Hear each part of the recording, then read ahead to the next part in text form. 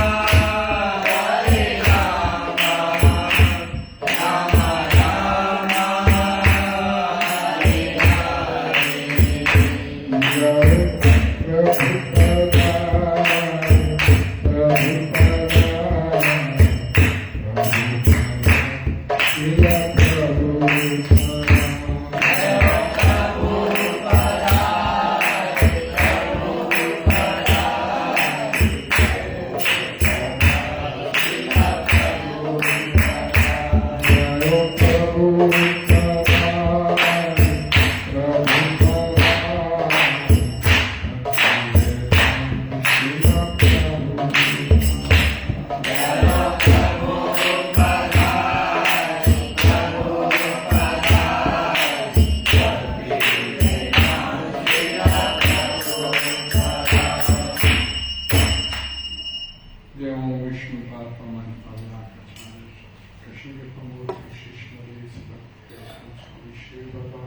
जय अनंत कोटि वैष्णव जय रामाचार्य शिवाय जय तीन जय श्री कृष्ण चैतन्य प्रभु नित्यानंद जय राधा कृष्ण गोकुल की श्याम राधा जय हरे हरे बोल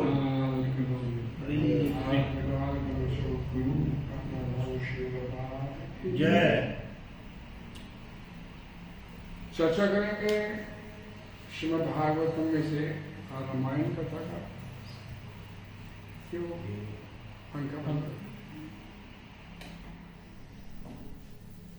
अध्याय स्कंद 9 अध्याय 10 श्लोक संख्या नंबर 8। हरे कृष्ण। हरे कृष्ण। रामायण से राम कथा। सत्यपाशा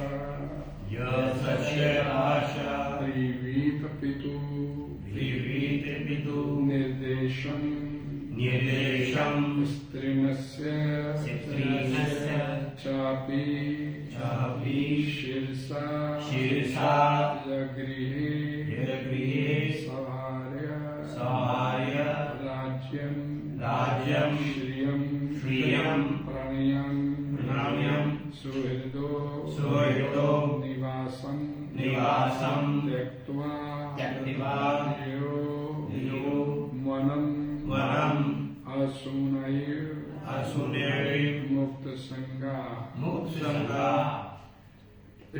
सत्यपाशा प्रेमीत पितु निर्देशम स्त्रीणस्य चापि शीर्षा गृहे सभार्य राज्यं श्रियं प्रणयना सुहृदो निवासनम त्यक्त्वा यौवनम मुक्त संगा। जो रामचंद्र सत्यपाश प्रीवीत पितु अपने पिता का जो अपनी पत्नी को दिए गए वचन से बंधे थे। निर्देशम आदेश स्त्रीणस्य स्त्री में अनुरक्त च भी अपि निसंदेह शीर्षा सिर पर गृहे स्वीकार किया सभार्य अपनी पत्नी सहित राज्यम राज्य श्रियम ऐश्वर्य प्रणया संबंधी जन सुहृद मित्रगण निवासम निवास त्यक्त्वा त्याग कर यो चले गए मनम मन को असुना प्राण इव सदृश मुक्त संघा मुक्त जीव। श्लोक का हिंदी अनुवाद।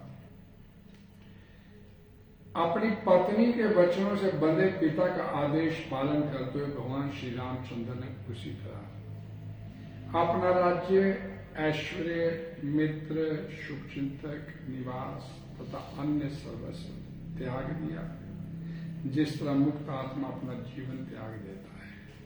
तब वे सीता सहित जंगल में चले गए। हरे कृष्णा। अपनी पत्नी के वचनों से बंधे पिता का आदेश पालन करते हुए भगवान श्री रामचंद्र ने इसी तरह अपना राज्य ऐश्वर्य मित्र शुभचिंतक निवास तथा अन्य सर्वस्व त्याग दिया जिस तरह मुक्त आत्मा अपना जीवन त्याग देता है तब वे सीता सहित जंगल में चले गए। तात्पर्य इस ज्वाइन ग्रे जगत गुरु श्री प्रभुपाद जी द्वारा सरल स्पष्ट ध्यान से पढ़िएगा, ध्यान से सुनिएगा। महाराज दशरथ की 3 पत्नियां थी। इनमें से कैकेयी ने उनको अपनी सेवाओं से प्रसन्न कर दिया था। तक उन्होंने उसे वर देना चाहा था, किंतु कैकेयी ने कहा था कि उपयुक्त अवसर पर वह मांग लेगी। फलतः श्री रामचंद्र जी के राज तिलक के अवसर पर कैकेयी ने अपने पति से प्रार्थना की कि वे उसके पुत्र भरत को राजगद्दी दे और रामचंद्र को वनवास दे। वचनबद्ध होने के कारण महाराज दशरथ ने अपनी प्रियतमा के कहने पर भगवान श्री रामचंद्र को जंगल जाने का आदेश दे और भगवान ने आज्ञाकारी पुत्र के रूप में तुरंत यह आदेश मान लिया। उन्होंने बिना किसी संकोच के अपना सर्वस्व त्याग दिया, जिस प्रकार कोई मुक्त आत्मा या महान योगी बिना किसी भौतिक आकर्षण के अपना जीवन त्याग देता है। हरे कृष्णा हरे कृष्णा। ओम अज्ञानतिमिरान्धस्य ज्ञानाञ्जनशलाकाय चक्षुरुन्मीलितं तस्मै श्रीगुरुवे नमः। श्रीचैतन्यमनोभीष्टं स्थापितं येन भूतले स्वरूपं कदा मह्यं ददाति सम्पदान्तिकम्। वन्देऽहं श्रीगुरुं श्रीयुतकमलं श्रीगुरुर्वैष्णवांश्च श्रीरूपं साग्रजातं सहगणरघुनाथं साद्वैतं सावधूतं परिजनसहितं श्रीकृष्णं चैतन्यदेवं श्रीराधा कृष्णपादां सहगणललिता श्रीविशाखान्वितांश्च। नमो विष्णुपदाय कृष्णपदाय भूतले श्रीमते भक्तिवेदान्त स्वामीति नामिने। नमस्ते सरस्वती देवे गौरवाणी प्रचारिणे निर्विशेषा शून्यवादी भाषाकाले स्वामिने। हे कृष्णा करुणा सिंधु दीनबंधु जगत्पते गोपेश गोपिका कांत श्री राधा कांत नमस्ते। भक्तवंदन गौरांगी श्री राधे वृंदावनेश्वरी वृषभानुसुते देवी प्रणमामि हरिप्रिये। वाञ्छाकल्पतरुभ्यश्च कृपा सिन्धुभ्यश्च पतितानां पावनेभ्यो वैष्णवेभ्यो नमो नमः। जय श्री कृष्ण चैतन्य प्रभु नित्यानंद श्री अद्वैत गदाधर श्रीवासादि गौर भक्तवृंद। हरे कृष्णा कृष्णा कृष्णा हरे हरे हरे राम राम राम हरे हरे। भागवतम जय जगद्गुरु श्री प्रभुपाद की जय। यहाँ पर पाजी ने अपने तात्पर्य में लिखा कि अपनी पत्नी में अनुरक्त महाराज दशरथ ने कैकेयी के कहने पे 2 वरदान मांग लिए और भगवान रामचंद्र को 14 वर्ष का वनवास और उनके पुत्र भरत को राजगद्दी, ये 2 वरदान मांगे। पूरी जो राम कथा है कैकेयी के इन 2 वरों के सारी कथा बदल जाती है। महाराज दशरथ को एक बार जब शंबरासुर के साथ युद्ध संग्राम में एक प्रतिकूल अवस्था आ गई उनके जीवन में, उस समय जो सारथी था शंबरा असुर के साथ लड़ते हुए महाराज दशरथ का, वो मारा गया। उस समय रथ पे महाराज दशरथ के साथ उनकी पत्नी कैकेयी भी विराजमान थी और कैकेयी ने उस समय सारथी का पद संभाला और महाराज की सहायता किया। और फिर एक स्थिति ऐसी आ गई कि शंबरासुर के साथ युद्ध करते हुए महाराज दशरथ के रथ का पहिया टूट गया, तो उस पहिए को लगातार चलाए रखने के लिए उस धुरी में कैकेयी ने अपना हाथ बीच में फिट कर दिया। वो स्थिति ऐसी थी कि युद्ध का परिणाम उससे पलट सकता था, लेकिन जो वाल्मीकि रामायण में इसका वर्णन आता है कि वो कैकेयी थी ना केवल बुद्धिमान थी, सरल थी और साध्वी थी, पति परायणा थी, लेकिन साथ ही एक अनुपम वीरांगना भी थी। जब महाराज दशरथ को युद्ध में उसकी जरूरत पड़ी तो उसने अभूतपूर्व शौर्य दिखलाया और महाराज दशरथ के साथ युद्ध में भाग लिया।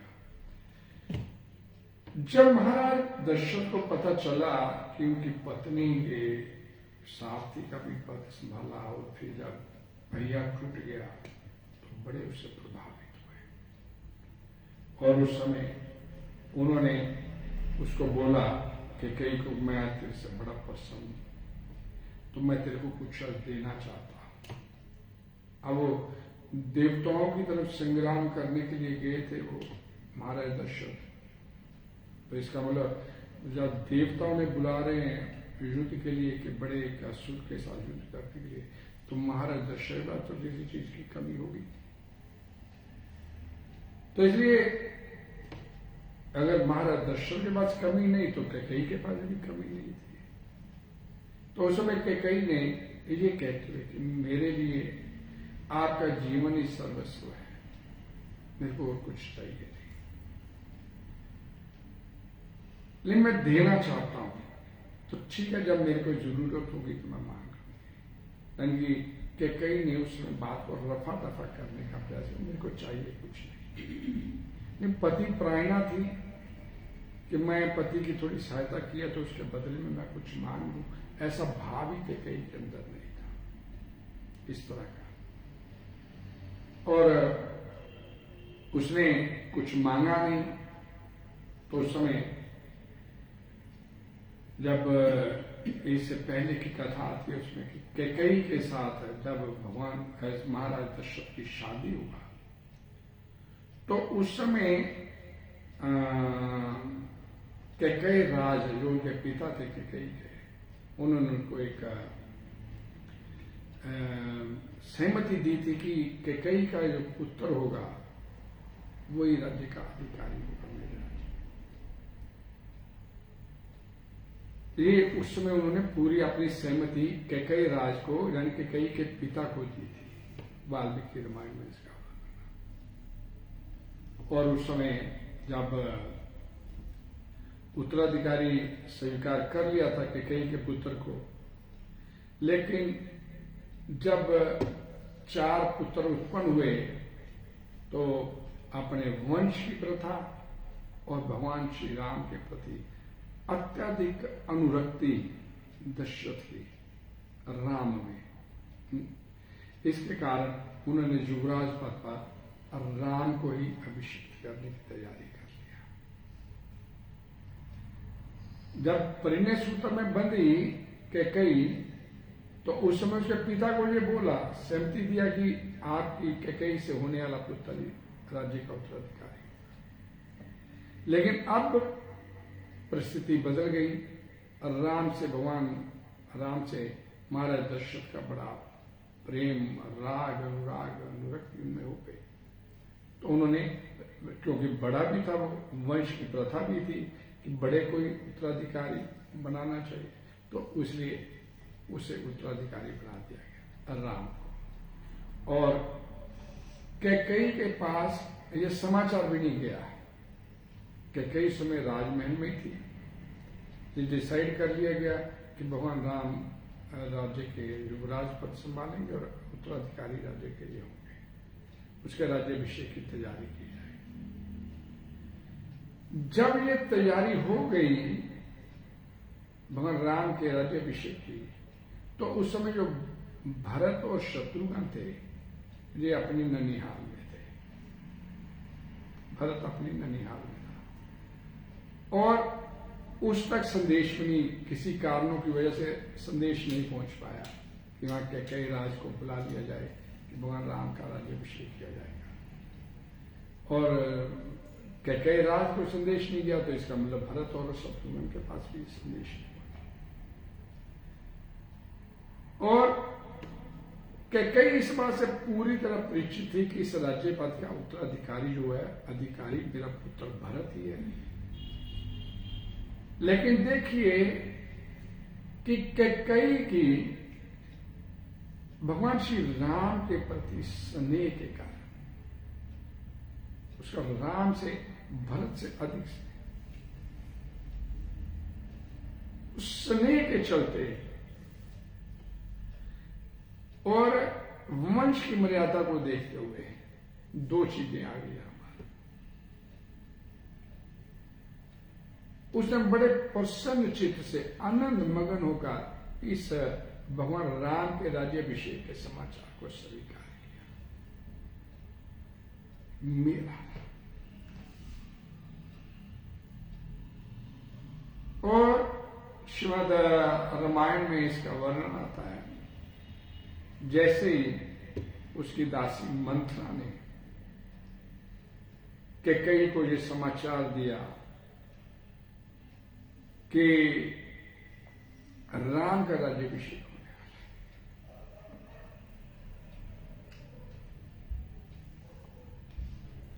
तो वाल्मीकि रामायण में एक श्लोक आता है, ध्यान से सुनिए।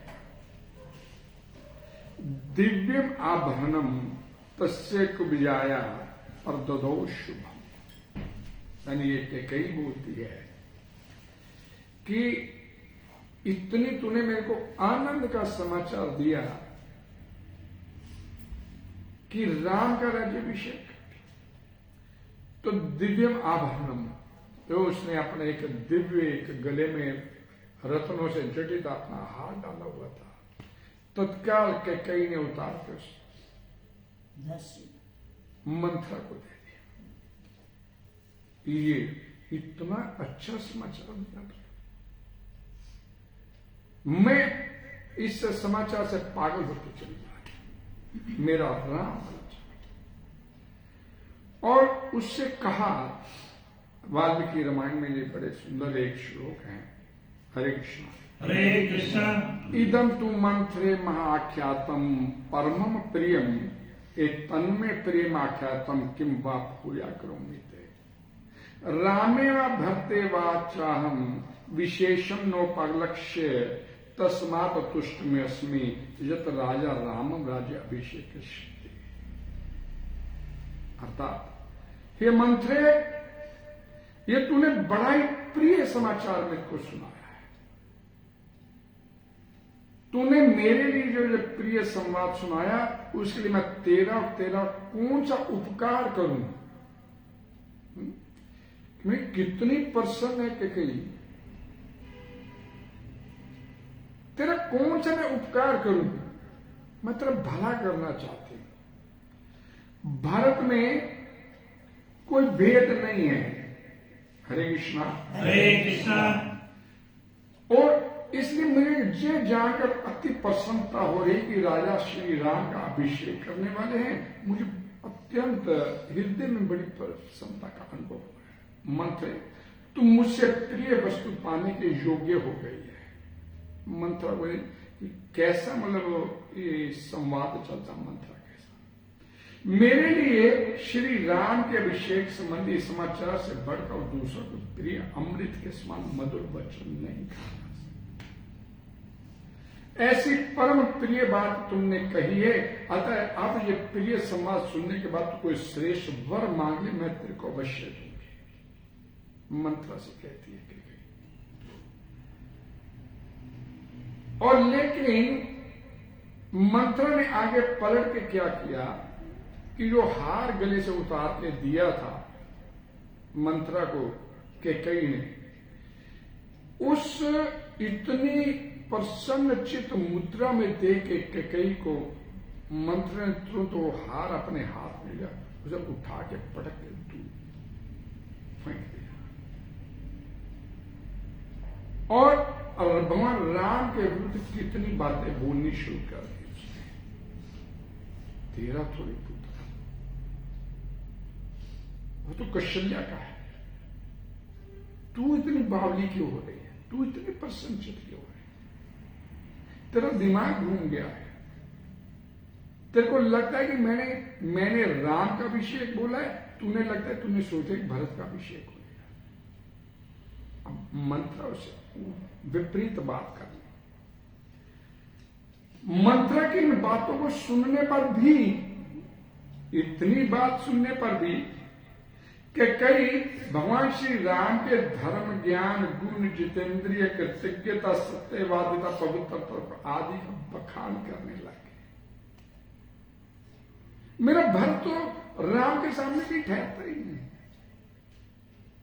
उसके गुणगान करना शुरू कर दिया उसने, कि कई नहीं मंथरा के साथ। और जब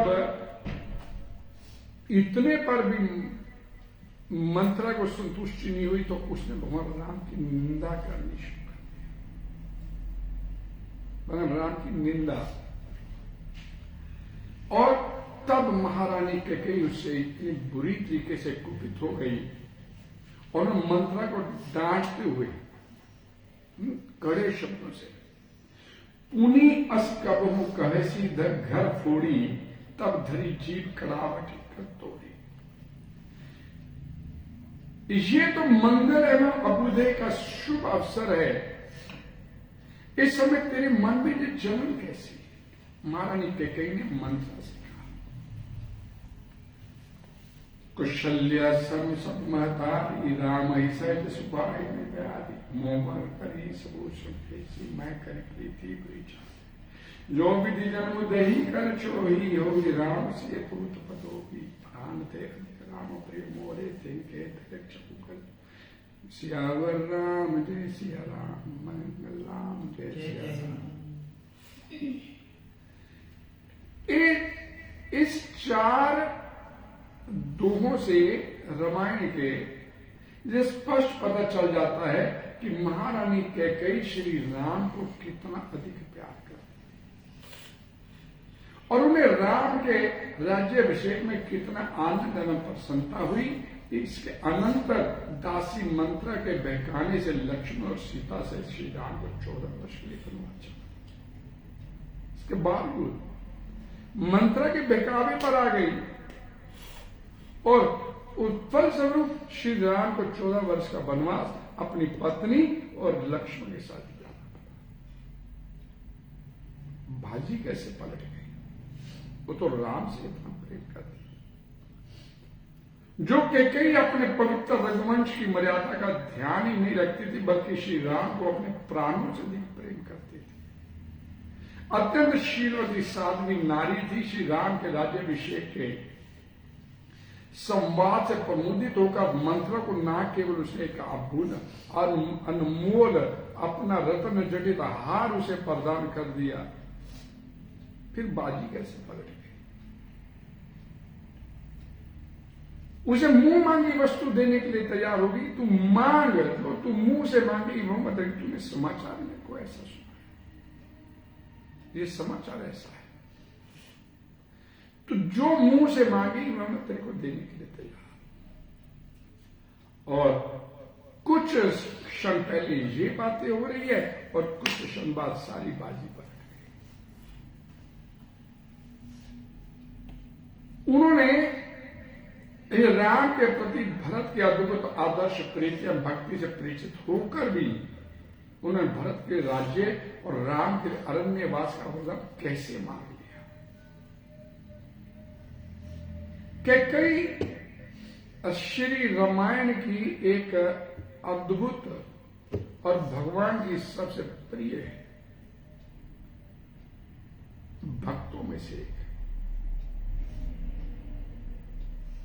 उनमें वर्णन आता है कि दो मुख्य इसके कारण बताए गए। पहला कारण, भगवान श्री राम की लीला में सहायता करने के लिए कैकेयी को तैयार किया गया था। लीला में सहायता करने के लिए कैकेयी का जन्म हुआ था। श्री राम को साक्षात परमात्मा समझती थी, इसी कारण उनके द्वारा इस प्रकार के वरदान की याचना हुई। इसी कारण यदि श्री राम का अब राज्याभिषेक हो जाता है तो वे वन में नहीं जाते और वन गमन के बिना ऋषि मुनियों को दर्शन, सीता हरण, रावण वध आदि क्रियाएं नहीं हो पाती। जो भगवान श्री राम वचन दिए, अपने आगमन का प्रयोजन दिए, प्रीतरानाय साधु नाम विनाशाय च दशकृता, धर्म संस्थापना था समय, जिसके लिए भगवान राम आए थे वो प्रयोजन नहीं पूरा होगा, वो बीच में रह जाता, ये प्रमुख कार्य नहीं हो पाते। और दूसरी बात,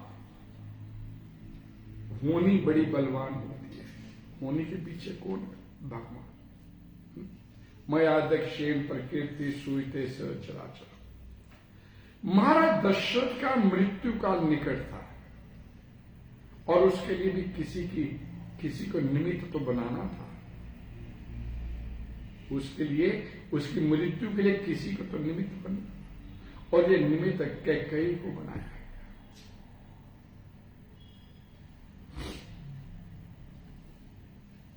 और फिर तीसरा एक और इसमें एक एस्पेक्ट था, भगवान श्री राम का राज्याभिषेक ना हो उसके लिए समूचे देवता भी प्रयासरत थे। देवता भी नहीं चाहते थे कि भगवान श्री राम का राज्याभिषेक, क्योंकि देवताओं को मालूम था। मैंने आपको पीछे भी एक कथा सुनाई थी, ब्रह्म वैवर्त पुराण की कथा थी, जिसमें जब भगवान अवतरित होना होता भगवान ने, तो अपने सारे जितने उनके पार्षद है उन सभी को अवसर दिया जाता भी मेरे साथ आप भी प्रकट होगे। तो देवताओं के लिए भी ये कि राम का राज्याभिषेक हो गया तो रामन वध कैसे होगा?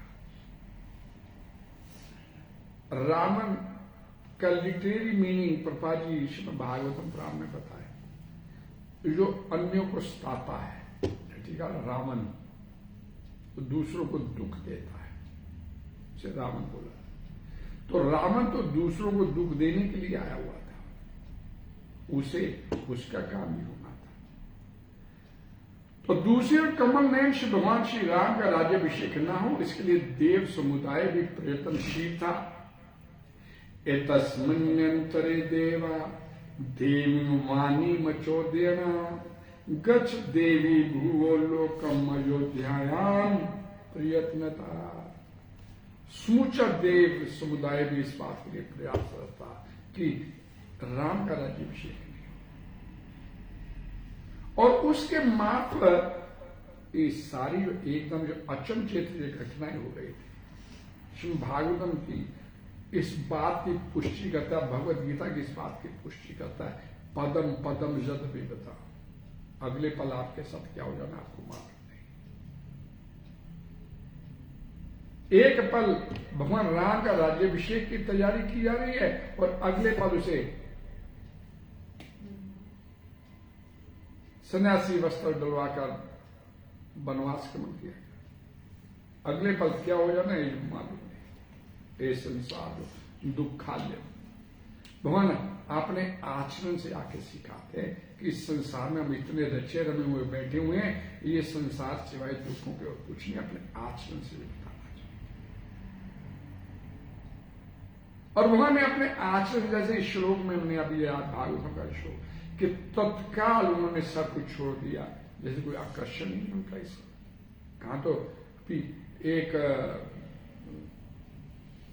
पिता वसीयत लिख दे 10 लाख 20 लाख देना, तो बाद में मैं नहीं देता तो उत्तर तो बंदूक निकाल के ले आएगा, कैसे नहीं देगा, देना आता। अब मना करके दिखाओगे अपनी औलाद नहीं देंगे तो वो तरीका उसको देने आता है। तो पदम पदम जद विपदा, अगले पल क्या हो जाना ये मालूम नहीं।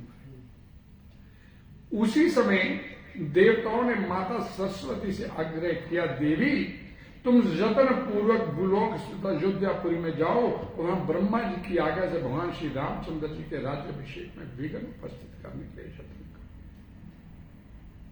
प्रथम तुम मंत्रा में प्रवेश करना और उसके बाद प्रमुख कार्य कैकेयी की जीवा पे आके विराजमान। इस प्रकार विघ्न उत्पन्न कर दो, भगवान श्री राम का राज्याभिषेक ना हुआ। हरे कृष्णा हरे कृष्णा। और कैकेयी का जब महत्वपूर्ण काम हो जाएगा तो तुम वापस स्वर्ग लोक को उठाना। देवताओं ने ब्रह्मा जी के माध्यम से माता सरस्वती से प्राप्त किया। और जगत नियंता भगवान श्री राम की प्रेरणा से सुरों के द्वारा प्रेरित होकर जब सरस्वती देवी ने कैकेयी की बुद्धि बदल दिया, तब सुरमाया बस बैरिणी सुहृद जानी पतियानी, बदल गया बुद्धि कैकेयी का, सारा खेल बदल गया। इस प्रकार सुस्पष्ट है, स्पष्ट नहीं सुस्पष्ट है कि कैकेयी ने वो भूमिका निभाई जिस भूमिका को निभाने के लिए कोई और देवता तैयार नहीं था। भगवान राम से इतना प्रेम करती थी वो जानती थी कि सामने जो खड़ा है मेरे को आदेश दे रहे, ये करने के लिए कोई और नहीं, जगत नियंता है। हम देखते ना भगवान श्री कृष्ण जब प्रकट हुए तो देवकी के सामने चतुर्भुज रूप में प्रकट हुए, तेरी अभिलाषा पूरी करने के लिए मैं आया।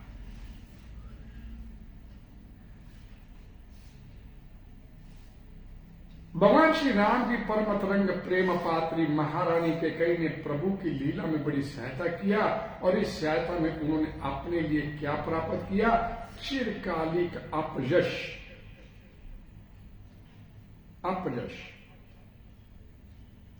कोई व्यक्ति इस पूरे ब्रह्मांड में अपने संतान का नाम कैकेयी नहीं रखता, ये इतना बड़ा अपयश।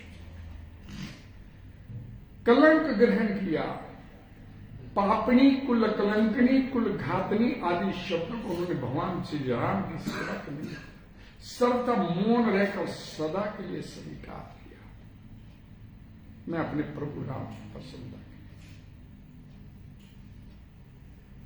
पर वे सर्वथा निर्दोष ही नहीं, भगवान श्री राम के अत्यधिक प्रेमी भक्तों में भी सम्मानित है, साधारण नहीं थी। भगवान श्री राम के वियोग में विकल विहल भरत जी चित्रकूट जाते समय जब भरद्वाज मुनि से मिले, तब भरद्वाज मुनि ने उनसे कहा था, वाल्मीकि रामायण में इसका वर्णन आता है, ना दोषीन गंतव्य कैकेयी भरत तव्या राम प्रवयानम ये सुखोदकम भविष्यति। अर्थात भरद्वाज मुनि बोलते हैं वाल्मीकि रामायण में वर्णन, तुम कैकेयी के प्रति दोष दृष्टि मत कर। भगवान श्री राम का यह वनवास भविष्य में बड़ा ही सुखद होगा। भगवान श्री राम के वन में जाने से देवताओं, दानवों तथा परमात्मा का चिंतन करने वाले महर्षियों का इस संसार में, इस जगत में, इस ब्रह्मांड में हित होने वाला है, उनका हित होने वाला है। चित्रकूट में जब भरत जी ने श्री राम को लौटने के लिए विशेष आग्रह किया, जिसे भगवान राम भी मना न कर सके, तब भगवान के संकेत से वशिष्ठ मुनि ने भरत को एकांत में ले जाकर एक विशेष बात कही। आज मैं तुमसे एक सुनिश्चित गुप्त रहस्य की बात बताता हूं। भगवान राम कोई और नहीं है, साक्षात परम सत्य परम भगवान है। वशिष्ठ मुनि भरत को बोलते हैं। तब भरत ने एक स्टैंड ले लिया कि मैं आपके बिना वापस अयोध्या नहीं जाऊंगा। तब वशिष्ठ मुनि भरत को समझाते हैं, पूर्व काल में ब्रह्मा जी के प्रार्थना करने पर उन्होंने रावण को मारने के लिए दशरथ के यहां पुत्र रूप में जन्म लिया है, और इसी प्रकार योग माया ने जनक नंदिनी सीता के रूप में अवतार ग्रहण किया। ये दोनों अवतार जन कल्याण के लिए है, और तुम उसमें अपना सहयोग दो, और अपनी माता के प्रति जो तुम्हारे मन में कुविचार उठे उससे भी त्याग, उससे भी त्याग। वशिष्ठ मुनि ने भरत महाराज को महाभारत ये बात कही।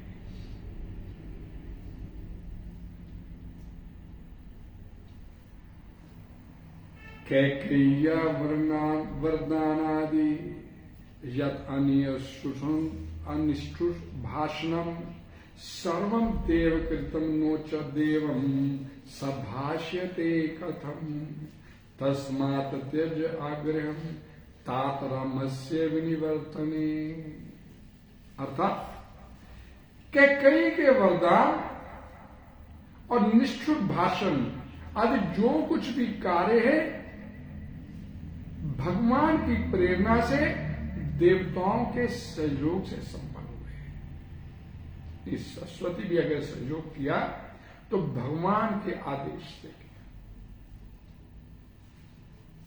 एक अभी जब दशहरा आता है तो उससे पहले रामलीला चलती है। तो रामलीला में स्टेज पे राम रावण का युद्ध होता है। राम रावण लड़ रहे हैं, मेघनाथ लक्ष्मण लड़ रहे हैं, कुंभकर्ण लड़ रहा है मेघनाथ से, राम से, लक्ष्मण। तो जब सीन खत्म हो जाता तो पर्दा गिरा दिया जाता है। तो पर्दे के पीछे वो दोनों मित्र होते हैं, तो पाठ अदा कर रहे, भूमिका निभा रहे हैं, वो दोनों मित्र है। राम बना जो रावण बना है, दोनों मित्र है, आपस में बतियाते हैं, बात करते, यही सब कुछ है। ये राम रावण का युद्ध, रावण कोई और नहीं था, भगवान का ही अपना पार्षद है। जय विजय भागवतम पुराण में लिखा था, लेकिन ये क्यों किया जा रहा है? ये रामलीला क्यों की भगवान ने, ये क्यों ये सारा कुछ किया?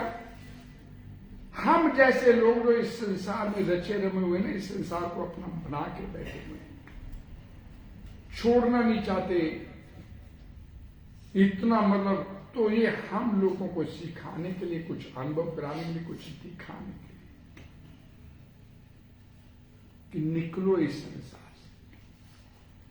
पदम पदम यद विपदाम, कदम कदम पे आपके लिए दुख बैठा हुआ है।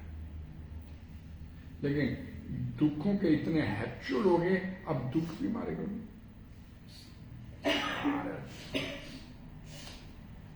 संसार नहीं छोड़ना, बस इसमें रचे रहने। संतान के नाम में कोई बात, पति शादी कोई चलता है, दुनिया ऐसा है, दुनिया में कैसे चलता है। इतना रच रम गए इस संसार में कि अब दुख भी मारे को लगता है, पार्ट ऑफ लाइफ। क्यों? क्योंकि सुख का अनुभव तो हमने किया ही नहीं, देखा ही नहीं। सुख तो हमें मालूम पड़ेगा। सुख की डेफिनेशन क्या है कि एक दुख खत्म होता है तो सदैव सुखी हो गए, अगले एक और दुख आपके लिए तैयार करा है। एक बड़ी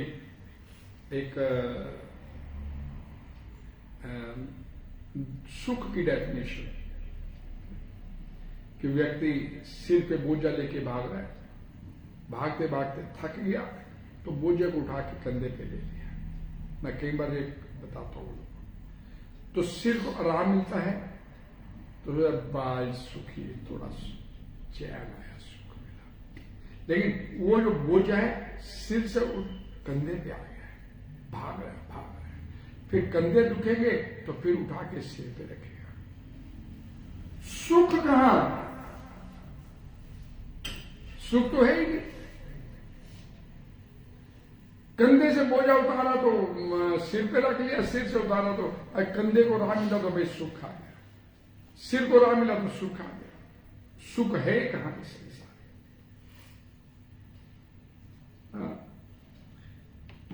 कि क्या हाल है?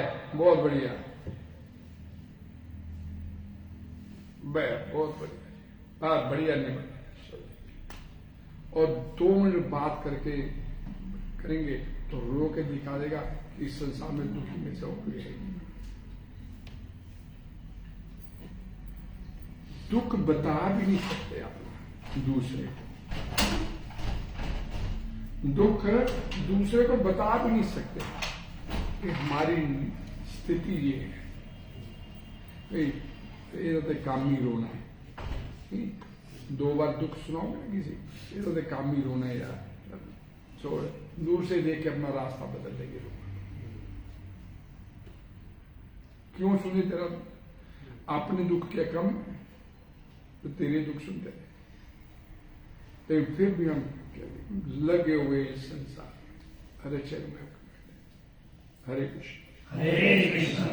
कैकेयी के वरदान और निष्ठुर भाषण से आदि से जो कुछ भी कार्य वो सब भगवान और भगवान के सहयोग, देवताओं के सहयोग से संपन्न है।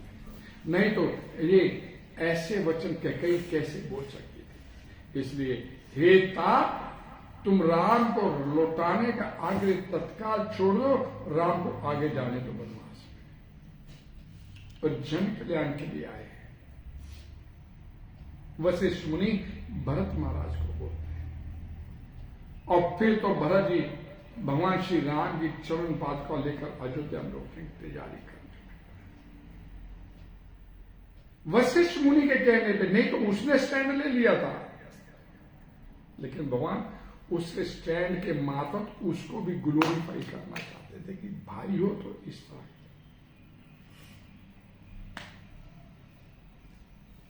माता कैकेयी एकांत में भगवान श्री राम से मिलती है, उनके नेत्रों में आंसू भरे, अत्यंत दुखी और कहती रहती है, राम तेरी माया से मोहित होकर मैंने बहुत बड़ा अपकर्म किया है, किंतु आप मेरी कुटिलता को क्षमा कर देना, क्योंकि भगवान और महात्मा तो सर्वदा क्षमाशील ही होते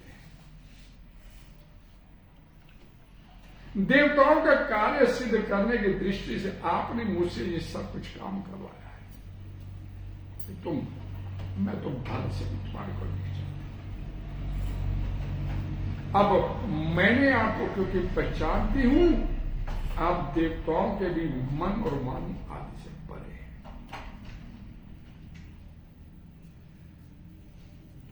पाहि विशेश्वरानंतम जगन्नाथ नमोस्तुते, छिंदी स्नेहमयम पाशम पुत्रविताधि गोचरम।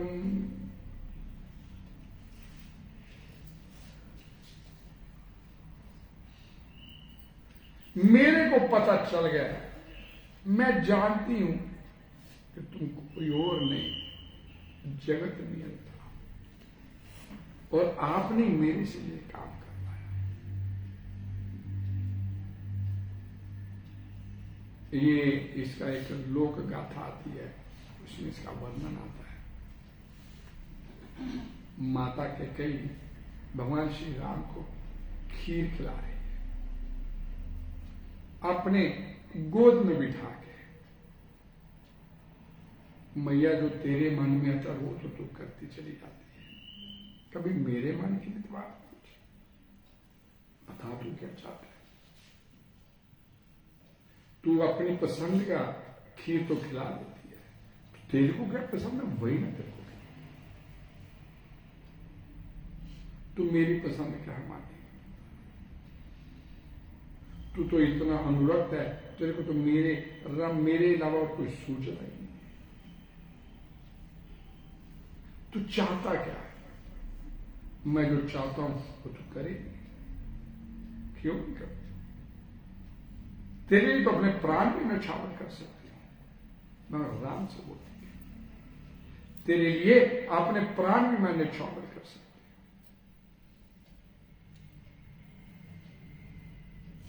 और फिर वहीं पर ये संवाद आता है, तू मेरे लिए कोई ऐसा कर्म कर सकती, तेरे को सब जगह गाली गलौज, तेरी निंदा, सारी बातें स्वीकार कर दे, कहीं पर मैं करूंगी, ये भी करूंगी। भरत को राजगद्दी वो भी मैं नहीं दूंगी, मतलब तू भरत को राजगद्दी मैं वो भी दे दूंगी, तू कहता तो मैं दे दूंगी। राम से बोले, तू कहता तो मैं भरत को भी राजगद्दी दे दूंगी। 14 साल का बिजली गिरती ना कैकेयी के ऊपर, ये नहीं मैं कर सकती। तेरे को अपनी आंखों से ओझल नहीं कर सकती। सब कुछ कर सकती हूं, भरत को तू चाहता है कि राजगद्दी मिले, वो भी दे देती हूं, लेकिन तू अगर ये कहे कि मेरे को तो अपने मैं राम को 14 वर्ष का बना, यही तो करना, यही तो करवाना मैंने तेरे से। फिर प्रेम क्या हुआ तुम्हारा मेरे से? तो मेरे मन की बात नहीं तुम्हें। भगवान की जो सम्मानित भक्त होते हैं, पार्षद होते हैं, उनमें से एक थी कैकेयी। और सारा दारोमदार कैकेयी के ऊपर था। कैकेयी के 2 वरदान मांगने की बात को लेकर सारी कथा बता। हरे कृष्णा कृष्णा कृष्णा कृष्णा हरे हरे, हरे राम राम राम हरे हरे। इस संसार में ये भक्ति किसे बोला जाता है?